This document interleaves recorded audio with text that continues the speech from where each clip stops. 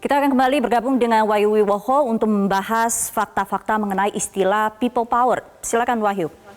Ya, baik Sumiyang, saya akan coba ulangi lagi pengertian atau istilah people power yang ini merupakan istilah yang tidak asing lagi dalam kamus perpolitikan di dunia. Dari grafis yang kita sudah bisa simak, kita coba putar lagi ulang.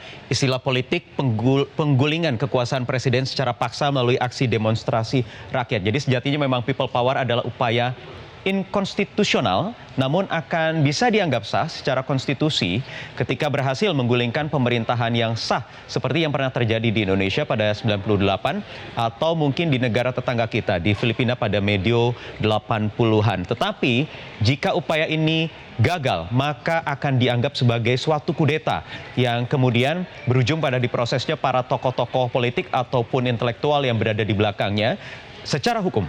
Jadi syarat-syaratnya kalau kita lihat apakah memang kondisi saat ini memang memenuhi syarat untuk ada aksi massa atau people power yang powerful?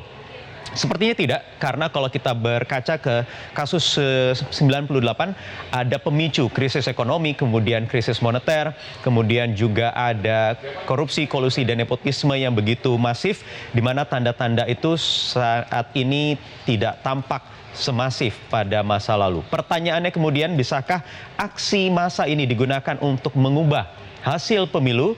Ada pendapat dari sejumlah tokoh yang akan kita lihat dari grafis berikut ini. Yang pertama dari Wakil Presiden Yusuf Kala yang menyebut bahwa aksi massa tidak akan bisa digunakan untuk mengubah hasil pemilu. Apalagi ada koridor hukum penanganan sengketa pemilu yang sudah disepakati bersama-sama di parlemen yang juga terdiri dari partai politik peserta pemilu yang juga mengusung dan mendukung para kontestan di Pilpres. Kita ke grafis berikutnya, ada tokoh berikutnya, ini ada dari mantan Ketua Mahkamah Konstitusi Mahfud MD yang menyebut aksi massa atau people power yang sesungguhnya itu rakyat yang menggunakan suaranya.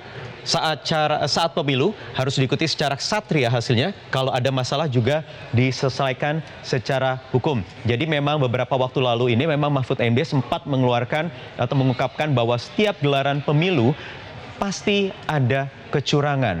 Namun tak pernah ada bukti yang cukup untuk dibawa ke Mahkamah Konstitusi untuk kemudian dibuktikan adanya kecurangan yang terstruktur, masif, dan juga sistematis. Jadi MK pun beberapa hari terakhir ini terus mendorong kepada pihak-pihak yang merasa dicurangi untuk menyiapkan langkah-langkah termasuk bukti-bukti dan juga argumentasinya ke Mahkamah Konstitusi, bukannya menuntut keadilan di luar mekanisme hukum yang sudah disepakati secara konstitusi.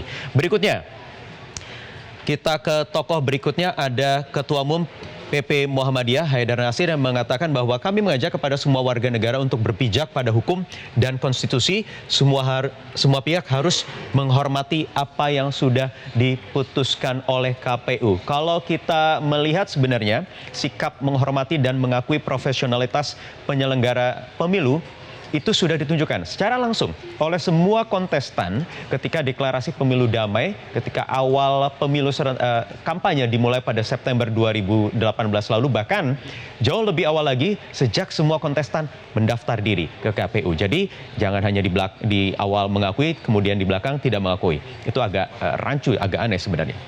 Kita ke grafis berikutnya. Ini soal penanganan sengketa pemilu.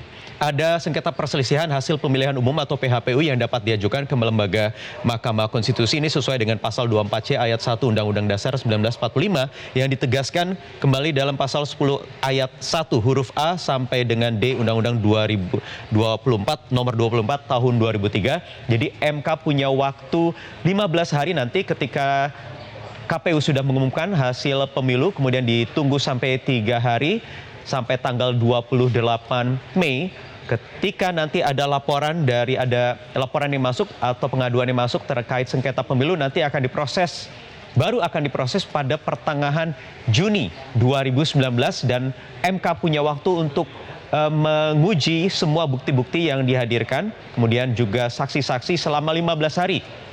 Dan nantinya akan ada tenggat waktu 28 Juni 2019 untuk mengumumkan hasil sengketa pemilu.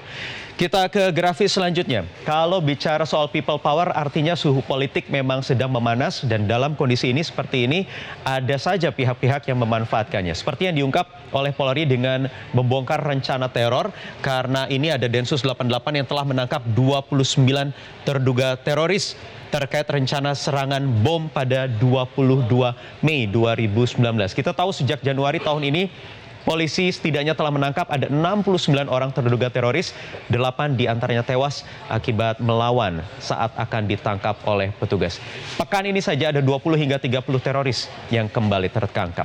Tujuan mereka jelas, mengganggu stabilitas keamanan, stabilitas politik, yang nanti ujung-ujungnya juga akan mengganggu stabilitas sosial dan ekonomi masyarakat, selain tujuan ideologi politik yang jelas-jelas bertentangan dengan konstitusi negara kita. Nah, jadi untuk Anda yang berniat untuk turun ikut aksi massa 22 Mei besok, apakah sudah mempertimbangkan sejumlah aspek yang tadi sudah saya paparkan? Dan ini tentu keputusan ada di tangan Anda, karena kita juga negara demokrasi, kita tidak membelenggu untuk orang-orang atau siapapun pihak yang ingin mengutarakan pendapat. Tapi pesan saya satu, pemirsa, hanya berdewasalah dalam berpolitik partisan. Itu saja, kembali ke Sumiang. Baik, terima kasih Wahyu untuk pemaparannya. Semoga masyarakat lebih memahami lagi apa sebenarnya istilah dari people power.